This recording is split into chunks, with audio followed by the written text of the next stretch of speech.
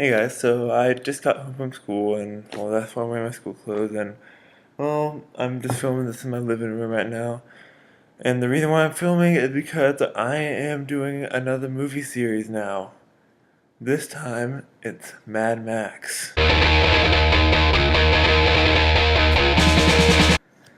So I'll try to make this one short and sweet for y'all because like my last video was about 20 minutes long and I know y'all do not want to sit through another one of those. And that's my dog back there. Her name is Lucy. She's a cute little dog. Anyway, the first Mad Max movie.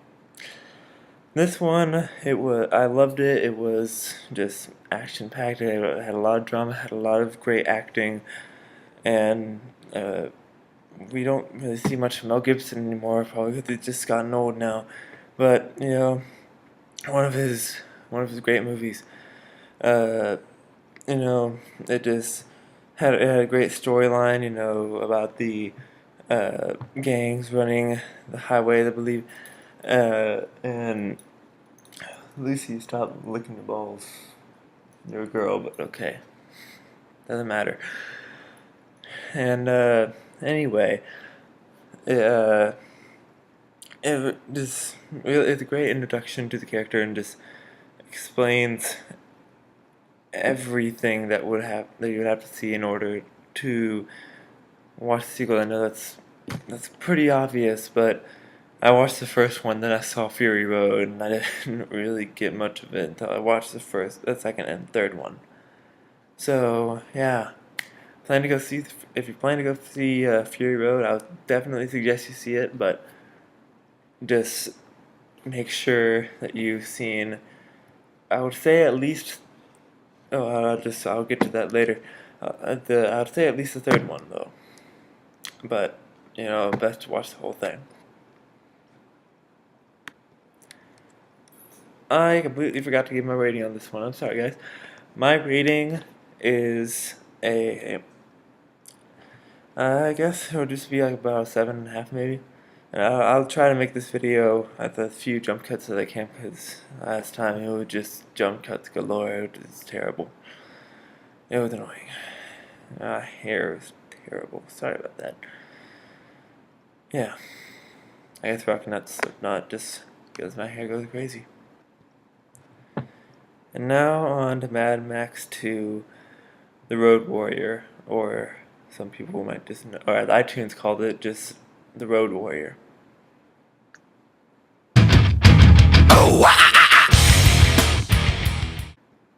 Now, Road Warrior, it's like about he finds this town and he needs fuel, and he finds this town that's overflowing pretty much with fuel, and they won't give it to him unless he does stuff for them. So pretty much like he does jobs to run out the gang they run out the gang that's trying to attack them and take all their stuff, and just trying to they have to transport it from one way to another. I believe that's it. I haven't.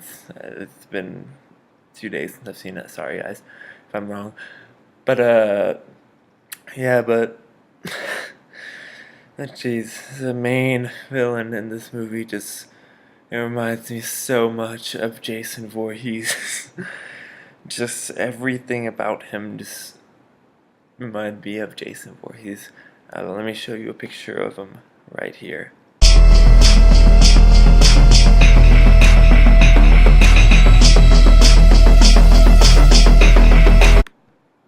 See what I mean? He looks exactly like Jason Voorhees.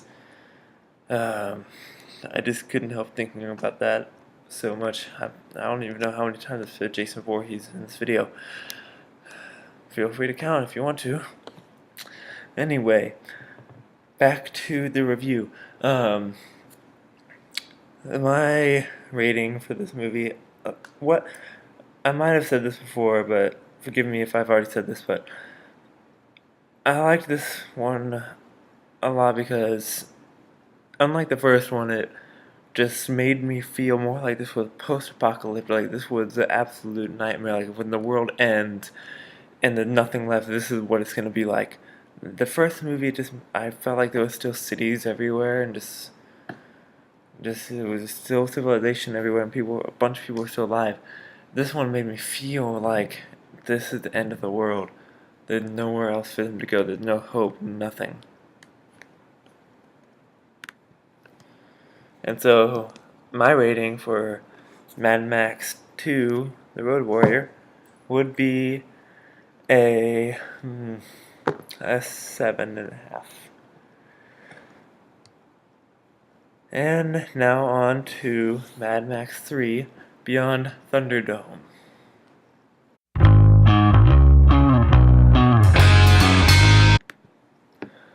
Now, in my opinion, Beyond Thunderdome was the worst Mad Max movie, and I have a good reason why.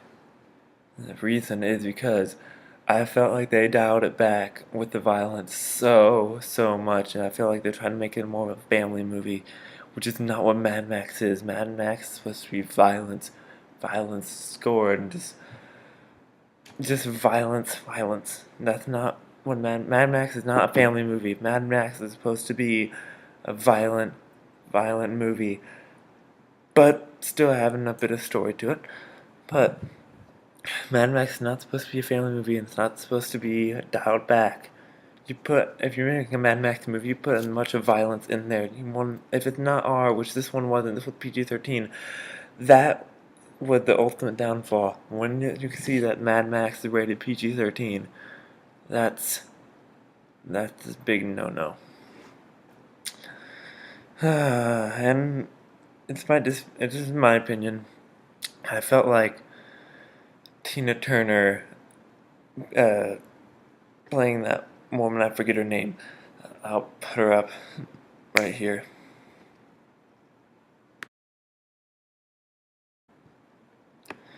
Yeah, anyway, in my opinion, that was a miscast because I just felt like she couldn't really sell the role and anything.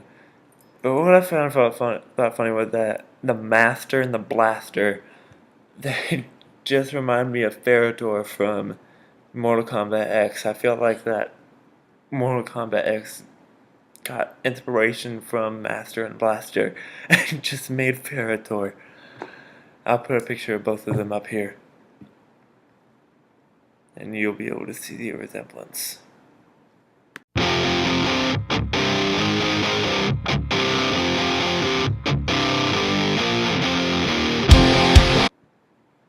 So, my rating for Mad Max Beyond Thunderdome would probably be a 6 at best. Hey, Lucy. Lucy, say hi to the camera. She doesn't want to. It's okay, Lucy.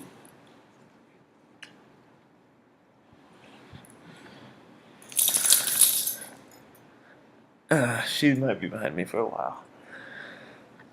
Okay, so now on to the final movie, which is my personal favorite, Mad Max Fury Road.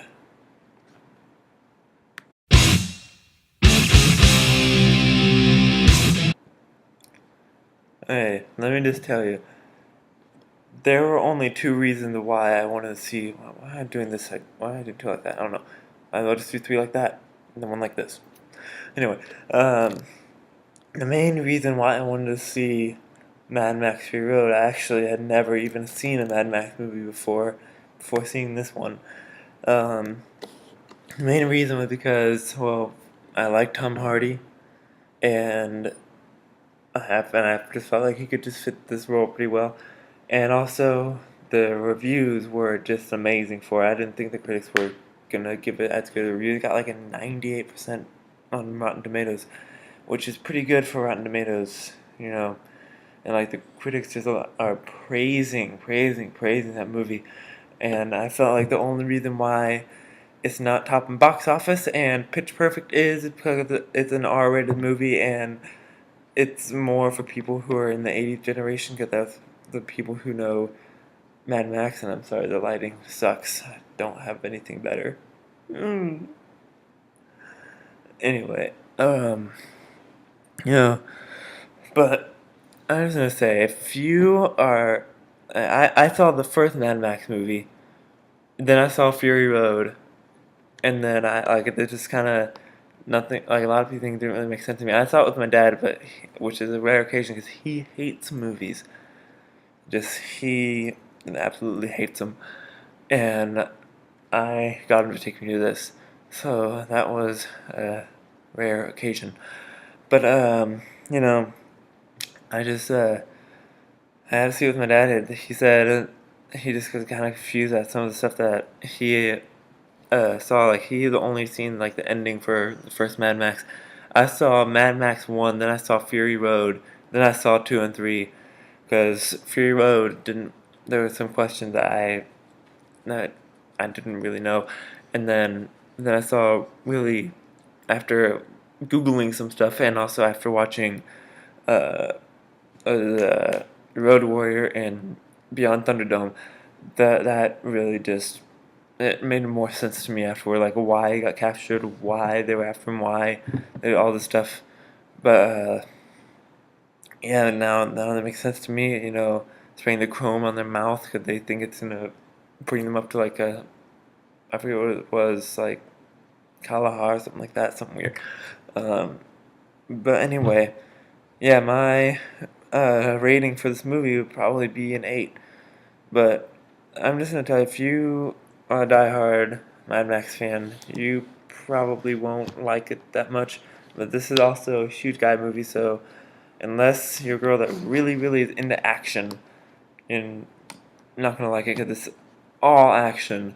There is a plot, but it's really not relevant. But it's an all-action movie, and like if you, again, what I said before, Mad Max, diehard Mad Max fan might not like it because it's a different person. It's Tom Hardy, which is a huge difference from Mel Gibson as Mad Max. But I felt like he really fit the role well. He, did everything right, and I have confidence in him because he played Bane. Yeah. This review is all over, my friends. I'm sorry. That was terrible.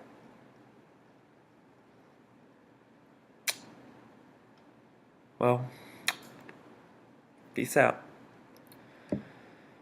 Remember, if you're not already doing it, which I don't know why my subscribers wouldn't, go follow me on my Instagram at the best movie critic, and be sure to rate, comment, and subscribe. I'll see you all later. On one last thing before I go, I won't really be able to review any movies next week because I have finals coming up, and same thing with on the weekend because again I have to study for finals and I'll be super busy. But once summer starts, then I'll get back to it, and then probably the weekend that summer starts, I'll review Poltergeist for y'all, which I'm extremely excited for. Yeah, see y'all later.